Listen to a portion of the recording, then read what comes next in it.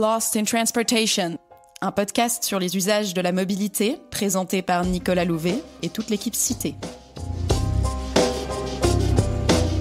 Se déplacer, c'est réaliser des activités, parcourir des quartiers, rencontrer des gens, se dépenser ou se reposer, s'énerver ou se détendre.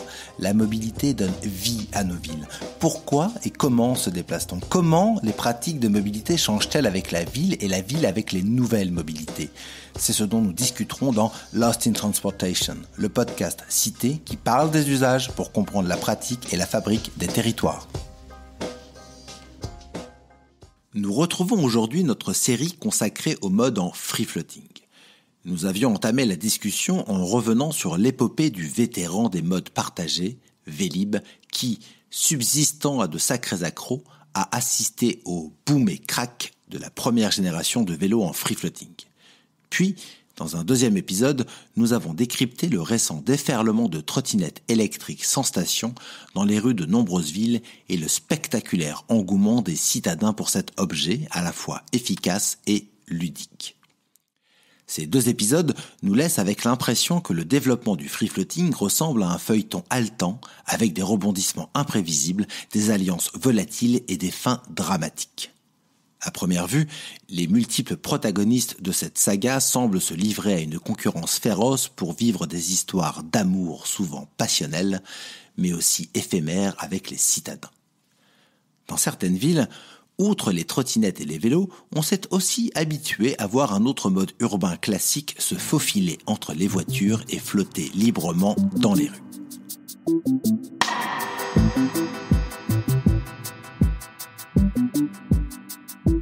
Épisode 3, Scoot toujours. Si le scooter sans station ne mérite pas l'étiquette d'un dinosaure au même titre que Vélib, il n'est plus tout jeune comparé aux vélos en free-floating et trottinettes en free-floating. À Paris, ils viennent de souffler leur 3e bougie sans avoir fait autant de polémiques que leurs petits frères. Mais alors, comment les scooters en libre-service sans station ont-ils débarqué en ville ? Quel rôle jouent-ils dans la mobilité des citadins et dans ce feuilleton du free-floating ? Dans quelle mesure et comment les scooters en libre-service ont-ils été affectés par l'arrivée de tous ces nouveaux personnages ? Pour en parler avec moi, Alina Becca, chargée d'études chez Cité. Avant d'en parler sous sa forme partagée, retraçons l'épopée du scooter en lui-même. Bien avant qu'il ne soit officiellement baptisé, le scooter existait déjà, sous forme d'engin à moteur d'un genre unique, échappant aux critères de classification des motos classiques. Le tout premier d'entre eux, l'auto-fauteuil, naît en France en 1902. Un certain Georges Gautier eut alors l'idée ingénieuse de bricoler une moto, en remplaçant notamment la selle par un confortable fauteuil, d'où le nom qu'il lui attribue. Pile 10 ans plus tard apparaissent les premiers scooters outre-Atlantique, qui au départ se conduisent debout et ressemblent de manière frappante à des trottinettes à moteur. D'ailleurs, dans les pays anglo-saxons, le terme scooter, qui dérive du verbe to scoot, filer, se précipiter, désigne encore aujourd'hui, avant tout, les trottinettes. Tout au long de la première moitié du XXe siècle, de multiples innovations de plus en plus performantes et portées par des inventeurs souvent proches du domaine de l'aéronautique militaire viennent grossir les rangs de cette première génération de scooters. En parallèle, les attributs permettant de distinguer un scooter d'une moto se standardisent. Il devient ainsi communément accepté que l'on reconnaît un scooter par la présence d'un châssis fermé, de roues de petite dimension et par la possibilité de poser les pieds sur la plateforme. De manière croissante, le scooter est présenté dans les publicités comme une alternative à la voiture, plus maniable, efficace en milieu urbain et économique. Mais les constructeurs de scooters misent et insistent aussi sur les avantages du scooter par rapport à la moto, le décrivant comme plus sécurisant, confortable et nécessitant moins de compétences techniques. Il faudra tout de même attendre 1946 pour assister au véritable couronnement du scooter, avec la Vespa, qui voit le jour dans les ateliers Piaggio dei Pontedera, une entreprise elle aussi anciennement spécialisée dans l'aéronautique. L'aspect esthétique et la forme aérodynamique de la Vespa séduisent vite les marchés européens. En Italie, elle constitue même une alternative de motorisation de masse pour les classes populaires, ne pouvant accéder à l'automobilité. Le scooter, et la Vespa en particulier, devient alors durablement un vrai symbole, évoquant des images de liberté, de jeunesse et d'une certaine qualité de vie urbaine à l'italienne. Le mode continue de se développer au cours de la deuxième moitié du XXe siècle, si bien qu'aujourd'hui, en Île-de-France, la moitié des deux-roues motorisés sont des scooters. À Paris, ils dominent même largement le parc de deux-roues motorisés, en représentant les 2/3.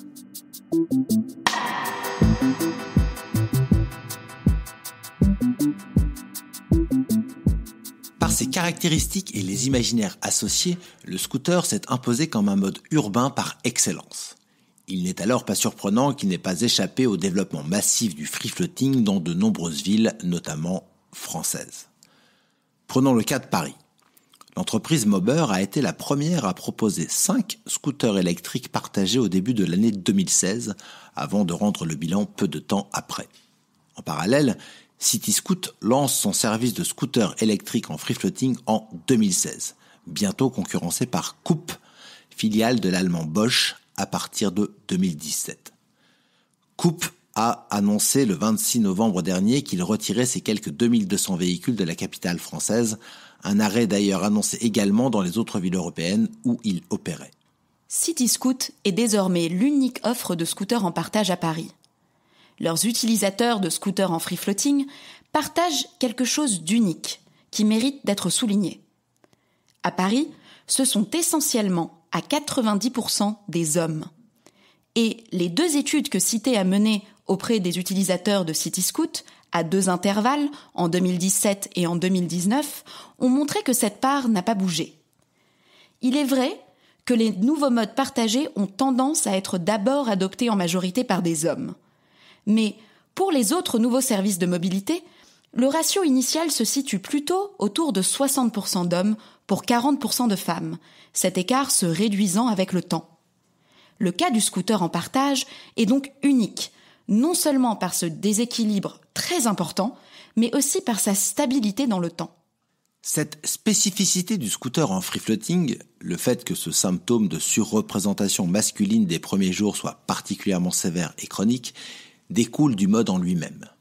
De nombreux sociologues se basent sur la théorie de Pierre Bourdieu pour rappeler l'importance de ce que l'on peut appeler la socialisation au déplacement ou la socialisation à la mobilité. Les dispositions individuelles en termes de mobilité, notamment les préférences pour l'usage de certains modes de transport, sont formées à travers le processus de socialisation, que cela soit dans l'enfance, socialisation primaire, ou à l'âge adulte, socialisation secondaire. Or, ces processus de socialisation sont fortement différenciés selon le sexe et contribuent à la construction sociale des genres. Les deux-roues motorisés se distinguent par une longue histoire, profondément ancrée, de pratiques effectives, renforcées par des représentations et stéréotypes culturels et symboliques éminemment genrés. En effet, les deux-roues motorisés évoquent assez spontanément des images fortes, renvoyant à des idéaux de masculinité, tirés des imaginaires collectifs forgés par des films ou par la publicité. De manière volontairement caricaturale, les figures principales que l'on retrouve dans les spots publicitaires sont des hommes Johnny Depp, virils, à gros bras tatoués, qui n'ont pas peur de zigzaguer entre les obstacles urbains lors d'une course-poursuite ou de filer à grande vitesse sur de larges routes désertes, tout en séduisant des femmes au passage. Certes, durant ces 2 dernières décennies, la part de conductrices de deux-roues motorisées a sensiblement augmenté. Mais, comme le montre la sociologue Cécile Coquelet, les pratiques et les motivations d'adoption du mode des utilisateurs et des utilisatrices diffèrent fortement selon leur genre. Ainsi, les conducteurs ont par exemple bien plus tendance que les conductrices à enfreindre volontairement le code de la route, un comportement de prise de risque associé à un certain idéal de masculinité dans les sociétés dites occidentales. Mis à part cette spécificité de la surreprésentation d'hommes, à Paris, les utilisateurs de scooters en free-floating ressemblent beaucoup aux utilisateurs d'autres modes en free-floating. Donc, si on veut en dresser un portrait robot, c'est simple. Des hommes relativement jeunes, qui vivent en couple, catégorie sociale professionnelle supérieure, très diplômés et aisés.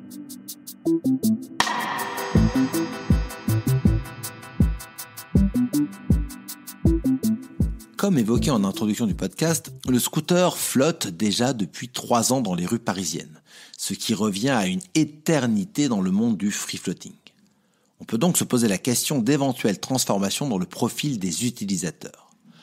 Entre 2017 et 2019, le nombre d'inscrits à Cityscoot a plus que doublé dans la capitale, passant de 60 000 à plus de 125 000. Étant donné le gonflement conséquent de la clientèle Cityscoot en termes de volume, on s'attendrait à ce que son profil ait aussi fortement évolué. D'autant plus que c'est un phénomène assez courant dans le cas des nouvelles mobilités.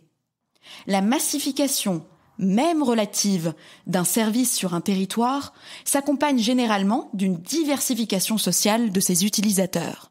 Mais l'étude de cas des scooters en free-floating à Paris ne révèle aucune variation dans le profil des utilisateurs entre 2017 et 2019. En fait, Cityscoot continue aujourd'hui à séduire le même type d'utilisateurs que durant les premiers jours.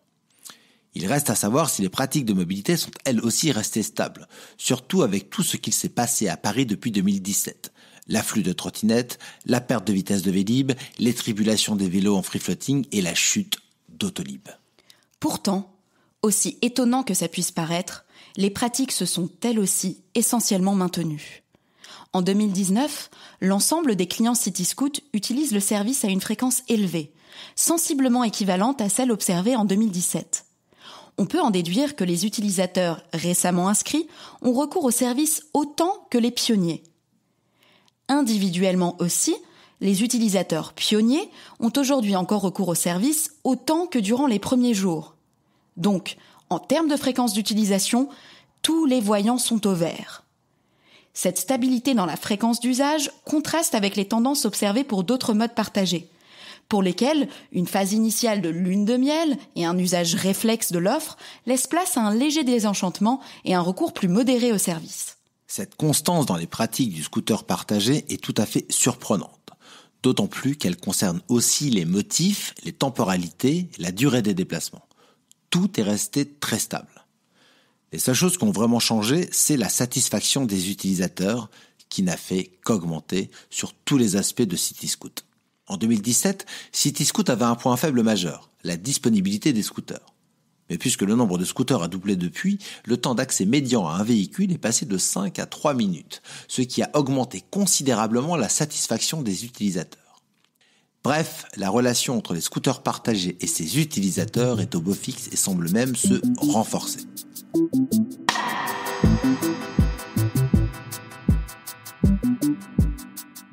Même avec l'arrivée de tous les nouveaux modes plus attractifs les uns que les autres, les clients restent très attachés aux scooters sans attache. Mais cela ne veut pas dire que les utilisateurs de scooters en free-floating sont monogames. Bien au contraire. 20% des trajets effectués en Cityscoot sont des trajets intermodaux, c'est-à-dire qu'ils combinent 2 modes de déplacement. La part des trajets intermodaux a même légèrement augmenté entre 2017 et 2019. En 2019, 6 utilisateurs sur 10 ont déclaré qu'ils n'avaient effectué qu'une seule location le jour de leur dernier trajet avec Cityscoot. Ça veut bien dire que tous ces gens ont utilisé au moins 2 modes différents pour réaliser leurs activités de la journée. Le scooter en partage est donc un mode très adapté à la multimodalité, c'est-à-dire au fait d'avoir recours à une multitude d'offres et de moyens de transport. En bref, scoot toujours ne veut pas dire scoot rien que scoot. Et scoot toujours ne veut pas non plus dire trottinette jamais. Ils sont nombreux parmi les utilisateurs de Cityscoot à se laisser tenter par la trottinette. 40% des utilisateurs de Cityscoot ont aussi eu recours aux trottinettes en free-floating lors des 12 derniers mois. Mais les utilisateurs se servent des trottinettes dans une logique de complémentarité quand les services de scooters en free-floating ne peuvent répondre à leurs besoins, lorsqu'il n'y a pas de scooter disponible à proximité ou, surtout, pour réaliser des déplacements trop courts qu'ils jugent inadaptés aux scooters. On constate effectivement que les trajets réalisés en scooter en free-floating ressemblent en fait très peu à ceux réalisés en trottinette. Déjà, en scooter, on roule plus longtemps alors qu'on va plus vite, ce qui veut dire qu'on prend un scooter pour aller bien plus loin qu'en trottinette. Et puis, on ne va pas faire la même chose avec les 2 modes. Alors que l'essentiel 80% des déplacements en CityScoot ont lieu durant la semaine, les utilisateurs locaux de trottinettes les empruntent pour des motifs de loisirs pendant le week-end. Ça suggère que les services de scooters en free-floating et les services de trottinettes en free-floating ne répondent pas aux mêmes usages, ce qui signifie qu'ils sont plus complémentaires qu'ils ne sont concurrents. Tout ça nous montre que le scooter en free-floating constitue une option en plus, à côté d'autres nouvelles offres. Comme les services de trottinettes en free-floating, les offres de scooters en partage ne génèrent pas de nouveaux déplacements, puisque seule une infime partie des utilisateurs déclarent qu'ils ne se seraient pas déplacés si les services de scooters en free-floating n'avaient pas existé. Ça veut dire que les personnes faisaient déjà autrement avant et feraient autrement aujourd'hui pour se déplacer. En l'occurrence, la moitié des utilisateurs auraient réalisé leur trajet en transport en commun.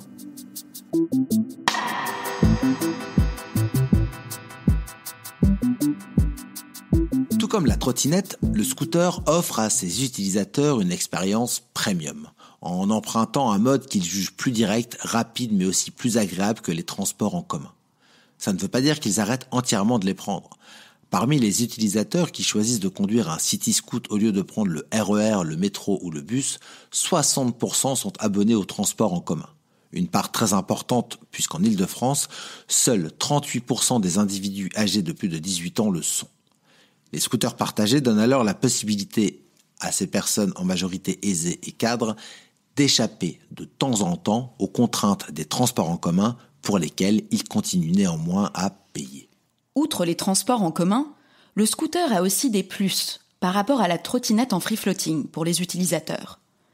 6% d'entre eux auraient réalisé leur dernier trajet en trottinette si les services de scooter en free-floating n'avaient pas existé. S'ils ne l'ont pas fait, c'est parce qu'ils succombent, de leur propre aveu, au charme du scooter en free-floating sur 3 avantages comparatifs. Sa rapidité, le sentiment de sécurité et le plaisir de conduite d'un scooter. Des atouts qui viennent solidifier la fidélité des utilisateurs de services de scooter en free-floating. Une partie de cette fidélité peut s'expliquer par les spécificités du scooter lui-même. Contrairement à d'autres modes en free-floating, la pratique du scooter nécessite davantage de compétences de conduite acquises au préalable ou, si ce n'est pas le cas, d'un temps d'apprentissage. Compte tenu de cette prédisposition ou de cet investissement préalable, l'adoption du mode s'inscrit davantage dans un temps long. Mais le fait que l'offre coupe n'ait pas tenu le coup prouve bien que la raison de la stabilité d'un service en free-floating n'est pas uniquement liée au mode. Comme nous l'avons vu, cette constance semble découler d'une conjonction complexe entre plusieurs facteurs dont, centralement, la fiabilité et la disponibilité de l'offre. Lors de l'épisode sur les services de trottinettes en free-floating, la conversation s'était achevée sur la question de la permanence de leur success story. Les patineurs vont-ils finir par se lasser de cet engin qui leur offre un service flexible et premium, en plus d'un retour en enfance? On s'était dit, probablement pas de sitôt. Mais, en réalité, l'espérance de vie des nouvelles offres privées de mobilité est si incertaine qu'il est sans doute trop tôt pour s'engager sur des pronostics fiables. À cet égard, la relation très stable qu'entretiennent les scooters en free-floating et leurs utilisateurs depuis 2016 apparaît comme remarquable. À moins que l'amour ne dure justement que 3 ans. Si le destin des modes en free-floating est chancelant, il est établi que leur développement soulève des enjeux et polémiques majeurs de régulation, tant en termes d'occupation de l'espace public que de circulation. La régulation du free-floating, un enjeu dont nous parlerons dans le prochain et ultime épisode de notre série consacrée à la mobilité partagée sans station. D'ici là, n'hésitez pas à retrouver, dans la description de ce podcast, le lien vers notre étude pour CityScoot, sur les utilisateurs, les utilisations et l'impact de l'offre à Paris et en proche banlieue. On se retrouve dans 15 jours pour un nouvel épisode de Lost in Transportation. D'ici là, n'hésitez pas à nous rendre visite sur notre blog. À bientôt!